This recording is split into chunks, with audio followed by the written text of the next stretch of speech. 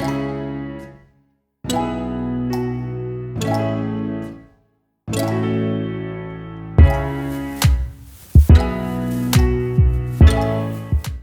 look who is here today. Our excavator is back on site. This is the last visit we're getting from them before the house is fully built. And today they are helping us with connecting to the city water and installing the tank for the fire protection system. So let's get into it. So our excavator has been busy at work, and this is part of the connection to the water city tap. So we may or may not be connected yet, I'm not quite sure, but I want to show you this because it's important. This is called a 1/4 turn curb stop. And what it does is you have the water coming in, and if you move this, then you close the access. Now, the requirement for this one was to have it like within 3 feet of the property line. The thing is that our property line is actually in the middle of the street, so you don't want to have this thing in the middle of the street. The other thing is, even if we put it closer to this way, we have the snow plowing machine that passes. So what we were allowed to do is, as soon as we come up the property, then we can place it right here. So as you can see, our excavator is here, and obviously doing this work ourselves would be like almost impossible. Definitely not shoveling it, and renting a machine, we might as well pay the expert to do it, and they're amazing at their job and everything. But I wanted to show you these two things before they get covered. This is the side of the foundation. We have the first. Here you can see by my feet the water to the city. I think that's a 3/4 inch copper pipe.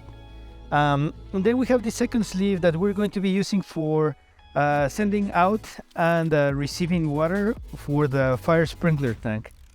And in reality, Marcela is like the plumber, and she's like the expert on that, so we'll let her explain a little bit more on that. So there is a lot that goes into a fire protection system design.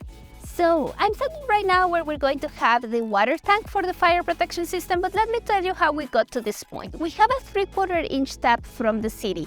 Now the problem is that the tap, it's down the street, and there is about a 20-foot difference from the street up to this point where it enters the house. And a lot of pressure gets lost at this point. The designer said you don't have enough pressure of water to feed the whole plumbing of the house, plus the fire sprinklers. So we had two options to solve this. One was to upgrade the tap from the city water from 3/4 inch to the next size, which is maybe 1 inch or 1.5, I don't remember. The problem with that is that it's twice the cost, and these things are not cheap. That one was about $18,000, the other one is $36,000. And there's a possibility that the monthly bill would be higher, and then you have higher costs for life.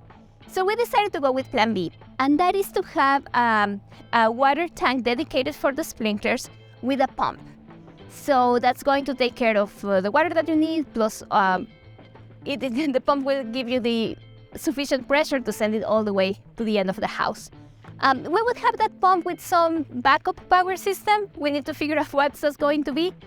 Because, I mean, when you have a fire, you may lose power, and if you lose power, you don't have the pump. If you don't have the pump, you don't have water. It doesn't make any sense. Anyways, so that's why we chose to go with the tank. Now, when it comes to the tank, the original plan was to have it inside the house in the mechanical room. But those things are massive. So once we got it in there, we cannot take it out. If it breaks or something, we would have to take it out in pieces, and we cannot get another tank inside. So we asked our excavator, and they are awesome, and they can put the tank in here. So that's what we're doing.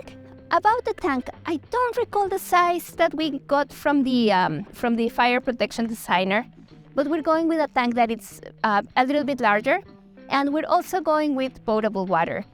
That's not a requirement, but we decided to do it anyway because if something ever goes wrong, we have available water here. So yeah, that's our plan.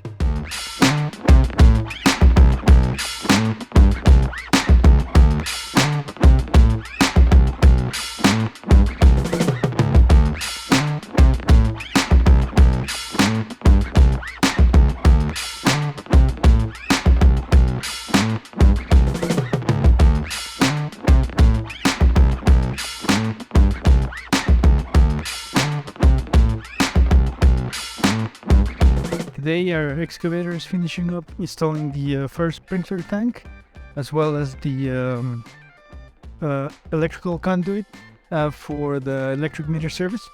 But I want to show you my work from home setup. It is actually pretty cool, except for the fact that right now, like at 2:30, like the heat starting to set in, so it's not as great right now. But check out my view. So I couldn't ask for anything better. So I might do this more often.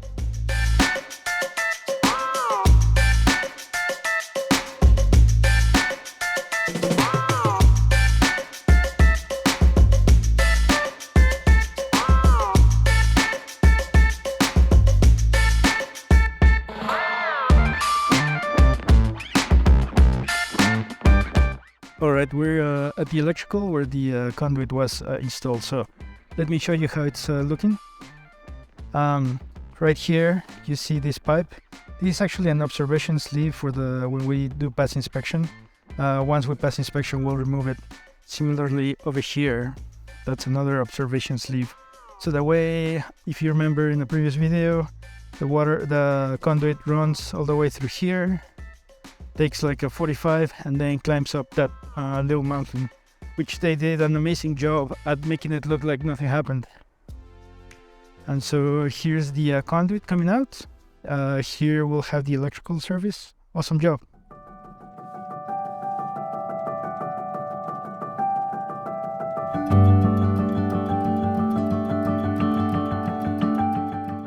So the excavator is done. He's out of here. He finished covering the water tank, taking care of the electrical service, and actually he ended up doing a lot more. We requested some other stuff. So let me show you. First off, let's walk over here and let me show you the water tank. So the water tank is here somewhere down there. You can see there the oxidized looking cover. It says sewer, but technically it's not sewer, it's potable water, and it's going to be drinkable, and it's going to feed a lot of the bathrooms in the house. We're gonna have it pumped and all that stuff, so it should be great.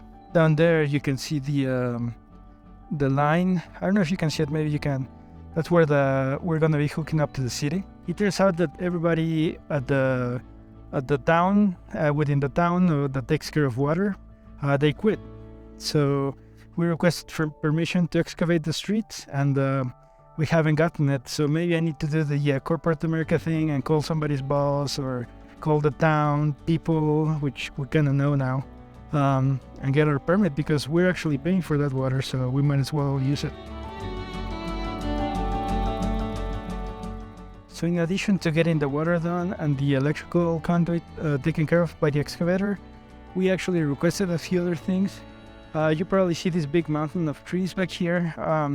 We pretty much went through the entire property and spent pretty much an entire weekend.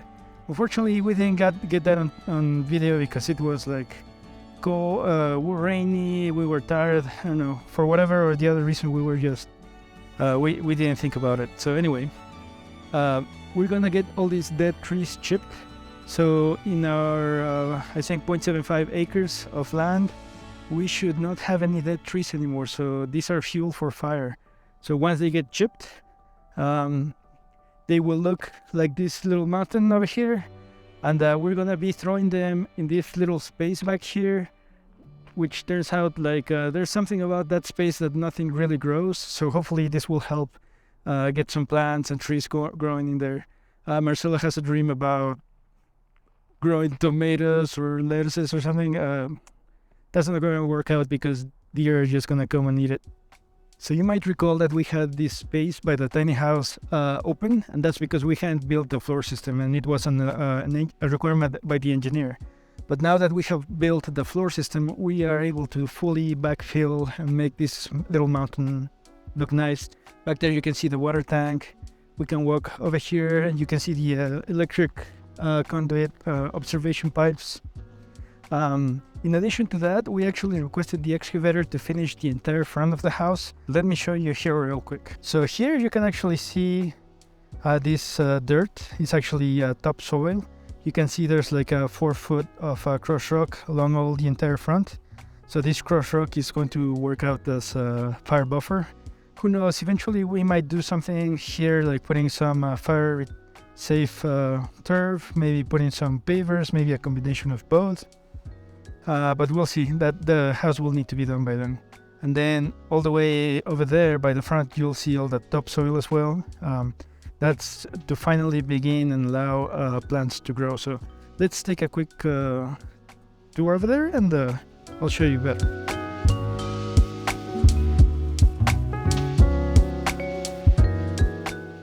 Okay, so we've made it to the front of the house.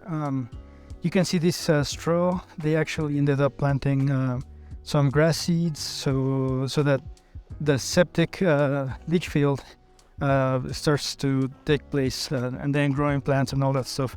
We've been actually throwing in some natural flowers, so hopefully they'll grow and beat the weeds.